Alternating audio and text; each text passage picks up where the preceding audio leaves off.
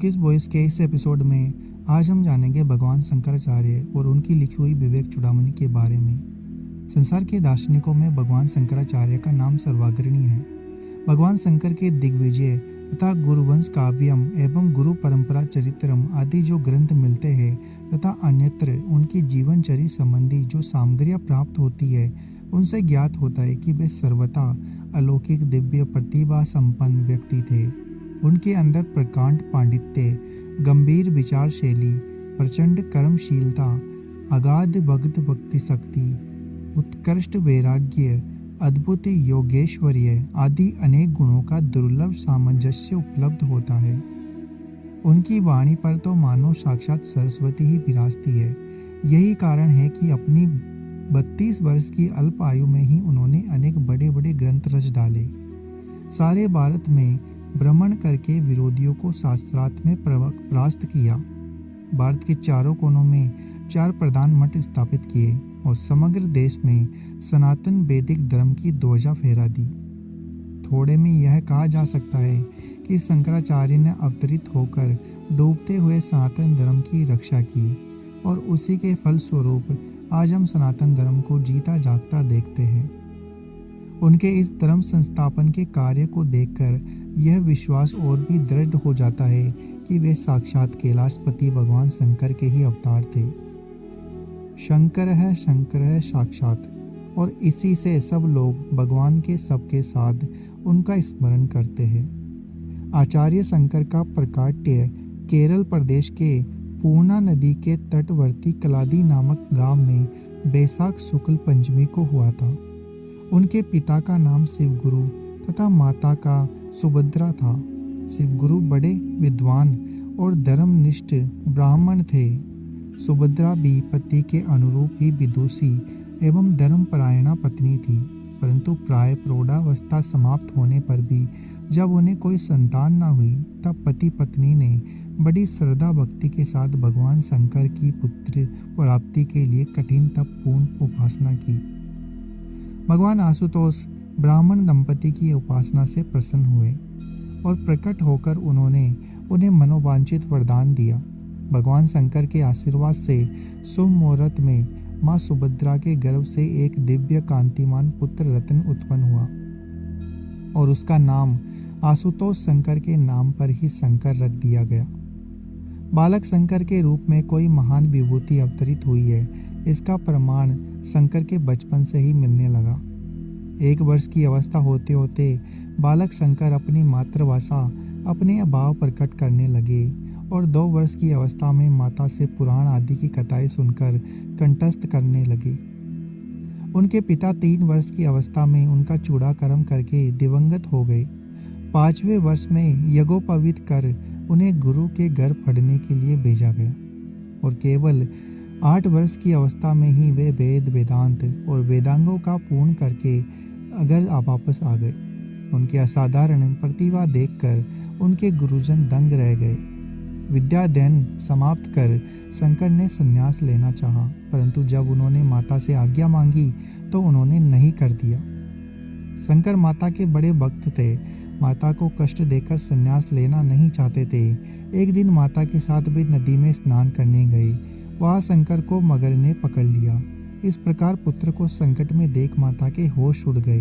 वह बेचैन होकर हाहाकार मचाने लगी। शंकर ने माता से कहा, मुझे संन्यास लेने की आज्ञा दे दो तो मगर मुझे छोड़ देगा। माता ने तुरंत आज्ञा दे दी और मगर ने शंकर को छोड़ दिया। इस तरह माता की आज्ञा पाकर वे घर से निकल पड़े। जाते समय माता की इच्छानुसार यह वचन देते गए कि तुम्हारी मृत्यु के समय मैं घर पर उपस्थित रहूंगा। घर से चलकर शंकर नर्मदा तट पर आए और वहां स्वामी गोविंद भगवत उत्पाद से दीक्षा ली। गुरु ने उनका नाम भगवत पूज्य पादाचार्य रखा। उन्होंने गुरुपदिष्ट मार्ग से साधना प्रारंभ कर दी और अल्पकाल में ही बहुत बड़े योग सिद्ध महात्मा हो गए। उनकी सिद्धि से प्रसन्न होकर गुरु ने काशी जाकर वेदांत सूत्र का भाष्य लिखने की आज्ञा दी और वे काशी आ गए। काशी आने पर उनकी ख्याति बढ़ने लगी और लोग आकृष्ट होकर उनका शिष्यत्व ग्रहण करने लगे। उनके सर्वप्रथम शिष्य सनंदन हुए, जो पीछे पद्मपादाचार्य के नाम से प्रसिद्ध हुए। काशी में शिष्यों को पढ़ाने के साथ साथ वे ग्रंथ भी लिखते जाते थे। कहते हैं एक दिन भगवान विश्वनाथ ने उन्हें दर्शन दिया और ब्रह्मसूत्र पर भाष्य लिखने और धर्म का प्रचार करने का आदेश दिया। वेदांत सूत्र पर जब वे भाष्य लिख चुके तो एक दिन एक ब्राह्मण ने गंगा तट पर उनसे एक सूत्र का अर्थ पूछा। उस सूत्र पर ब्राह्मण के साथ उनका 27 दिनों तक शास्त्रार्थ चलता रहा। पीछे उन्हें मालूम हुआ कि स्वयं भगवान वेदव्यास ब्राह्मण के वेश में प्रकट होकर उनके साथ विवाद कर रहे हैं। तब उन्होंने उन्हें भक्ति पूर्वक प्रणाम किया और क्षमा मांगी। फिर वेदव्यास ने उन्हें अद्वैतवाद का प्रचार करने की आज्ञा दी और उनकी 16 वर्ष की अल्पायु को 32 वर्ष बढ़ा दिया। इस घटना के बाद शंकराचार्य दिग्विजय के लिए निकल पड़े। काशी में रहते समय शंकराचार्य ने वहां रहने वाले प्राय सभी विरुद्ध मत वालों को परास्त कर दिया। वहां से कुरुक्षेत्र होते हुए वे बद्री के आश्रम में गए। वहां कुछ दिन रहकर उन्होंने कुछ और ग्रंथ लिखे। जो ग्रंथ उनके मिलते हैं प्राय सबको उन्होंने काशी अथवा वर्दिका आश्रम में ही लिखा। 12 वर्ष से 16 वर्ष की अवस्था में उन्होंने सारे ग्रंथ लिख डाले। बद्रिका आश्रम से चलकर शंकर प्रयाग आए और यहाँ कुमारिल भट्ट से उनकी भेंट हुई। कुमारिल भट्ट के कथन अनुसार वे प्रयाग से माहिष्मती नगरी में मंडन मिश्र के पास शास्त्रार्थ के लिए आए। यहाँ मंडन मिश्र के घर का दरवाजा बंद होने के कारण योग बल से वे आंगन में चल गए, जहाँ मंडन मिश्र श्राद्ध कर रहे थे और शास्त्रार्थ करने के लिए कहा। उस शास्त्र अर्थ में मध्यस्थ बनाई गई मंडन मिश्र की विदुषी पत्नी भारती। अंत में मंडन मिश्र की पराजय हुई और उन्होंने शंकराचार्य का शिष्यत्व ग्रहण किया और यही आगे चलकर सुरेश्वराचार्य नाम से प्रसिद्ध हुए। कहते हैं भारती ने पति के हार जाने पर स्वयं शंकराचार्य से शास्त्रार्थ किया था और काम शास्त्र संबंधी प्रश्न पूछे, जिसके लिए शंकराचार्य को योग बल से मर्त राजा अमरुक के शरीर में प्रवेश कर काम शास्त्र की शिक्षा ग्रहण करनी पड़ी। पति के सन्यासी हो जाने पर भारती ब्रह्मलोक को जाने को उद्यत हुई, परंतु शंकराचार्य उन्हें समझा बुझाकर श्रृंगगिरी लेवा लाए और बाहर रहकर अध्यापन का कार्य करने की प्रार्थना की। कहते हैं भारती द्वारा शिक्षा प्राप्त करने के कारण ही श्रृंगेरी और द्वारका के शारदा मठों का शिष्य संप्रदाय भारती के नाम से प्रसिद्ध हुआ।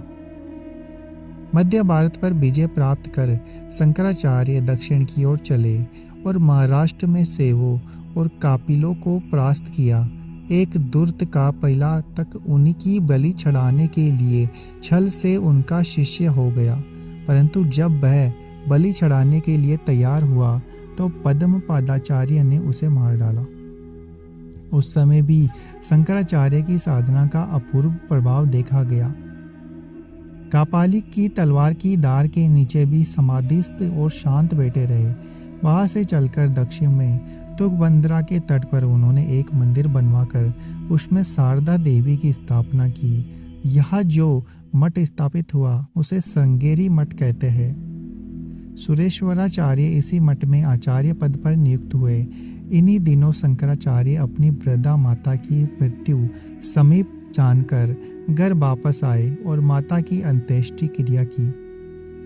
कहते हैं माता की इच्छा के अनुसार इन्होंने प्रार्थना करके उन्हें विष्णु लोक में भिजवाया। वहां से ये श्रृंगेरी मठ आए और वहां से पुरी आकर इन्होंने गोवर्धन मठ की स्थापना की और पद्मपादाचार्य को उसकी अधिपति नियुक्त किया। इन्होंने चोल और पांड्य देश के राजाओं की सहायता से दक्षिण के शाक्त, गणपत्य और कापिलिक संप्रदाय के अनाचार को दूर किया। इस प्रकार दक्षिण में सर्वत्र धर्म की पताका फहराकर और वेदांत की महिमा घोषित कर ये पुनः उत्तर भारत की ओर मुड़े। रास्ते में कुछ दिन बराबर ठहरकर वे उज्जैन आए और वहाँ इन्होंने भैरवों की विष्णु साधना को बंद किया। वहाँ से वे गुजरात आए और द्वारका में एक मठ स्थापित कर अपने शिष्य अस्तामल का आचार्य को आचार्य पद पर नियुक्त किया। फिर गांगेय प्रदेश के पंडितों को पराजित करके कश्मीर के शारदा क्षेत्र पहुँचे और वहाँ के पंडितों को परास्त कर अपना मत प्रतिष्ठित किया। फिर यहाँ से आचार्य आसाम के कामरूप आए और वहाँ के सेवों से शास्त्रार्थ किया। वहाँ से फिर बद्रिकाश्रम पहुँचे। वहाँ ज्योतिर्मठ की स्थापना कर तोटकाचार्य को मठाधीश बनाया। वहाँ से वे केदारनाथ आए।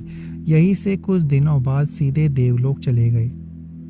यो तो शंकराचार्य लिखे हुए लगभग 282 ग्रंथ बताए जाते हैं, परंतु यह कहना कठिन है कि वे सब उन्हीं के द्वारा लिखे हुए हैं। ऐसा अनुमान किया जाता है कि इनमें से कुछ आचार्यों द्वारा रचित पीछे के होंगे, जो पश्चातवर्ती शंकराचार्य की उपाधि धारण करने वाले और जिन्होंने अपने पूरे नाम नहीं दिए।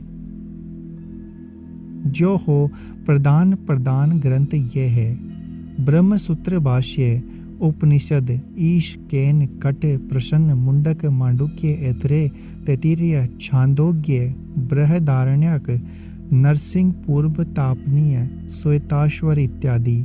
भाष्य: गीता भाष्य, विष्णु सहस्त्र नाम भाष्य, संसुचाति भाष्य, हस्तामलक भाष्य, ललित तिरसती भाष्य, विवेक चूड़ामणि, प्रबोध सुधाकर, उपदेश शास्त्री, अप्रोक्षानुभूति, सतश्लोकी, 10 श्लोकी, सर्व वेदांत सिद्ध सार संग्रह, बाक सुधा, पंचीकरण, प्रपंच सार तंत्र, आत्मबोध, मनीषा पंचक, आनंद लहर से स्रोत्र इत्यादि। विवेक चूड़ामणि का संक्षिप्त परिचय। आचार्य द्वारा रचित यद्यपि छोटे बड़े सैकड़ों ग्रंथ है, पर विवेक चूड़ामणि साधना और संक्षिप्त में सम्यक ज्ञान उपलब्धि की दृष्टि से सबसे उत्तम है। इसके अनुसार मनुष्य जन्म पाकर संसार को विलोप करते हुए सर्वत्र शुद्ध भगवत दृष्टि प्राप्त कर सर्वथा जीवन उन्मुक्त होकर कैवल्य प्राप्ति की सर्वोत्तम सिद्धि है। इसी बात को उन्होंने गीता भाष्य, ब्रह्मसूत्र भाष्य आदि में विस्तार से प्रतिपादित किया है। पर आचार्य कहते हैं कि यह अवस्था अनंत जन्मों के पुण्य के बिना प्राप्त नहीं होती। यही बात गीता में भगवान कृष्ण भी कहते हैं कि साधना की दृष्टि से भगवत कृपा के द्वारा मोक्ष की इच्छा और तदर्थ प्रयत्न और सत्संग की प्राप्ति, ये 3 दुर्लभ वस्तुएं हैं। इनसे विवेक की प्राप्ति होकर जीवन उन्मुक्ति की उपलब्धि होती है। आचार्य का वचन है। गोस्वामी तुलसीदास की रचनाओं पर इनका स्पष्ट प्रभाव दिखता है। लगता तो यहाँ तक है कि वंदे बोधमय नित्य गुरु शंकर रूपिणम इत्यादि में निर्दर्शनालंकार से गोस्वामी जी ने शंकर अवतार शंकराचार्य की ही वंदना की है। उनके समग्र साहित्य पर आचार्य का महान प्रभाव है। इन्हीं कारणों से भाषा हिंदी होने, भाव गंभीर होने के कारण मानस का विश्व में सर्वाधिक प्रचार हो गया। विवेक चूड़ामणि में नित्य समाधि के लिए वैराग्य को ही सर्वोत्कृष्ट साधन माना गया है। आचार्य कहते हैं, विरक्त को तत्काल समाधि सिद्ध होती है। गीता में भी यही भाव व्यक्त हुआ है। विवेक चूड़ामणि की सारी उपयोगिताओं को हृदयंगम करने के लिए ग्रंथ का पर्यावलोकन आवश्यक है। उसे सने सने आप रसपूर्वक मनन करते हुए पूरा लाभ उठाए, यही निवेदन है।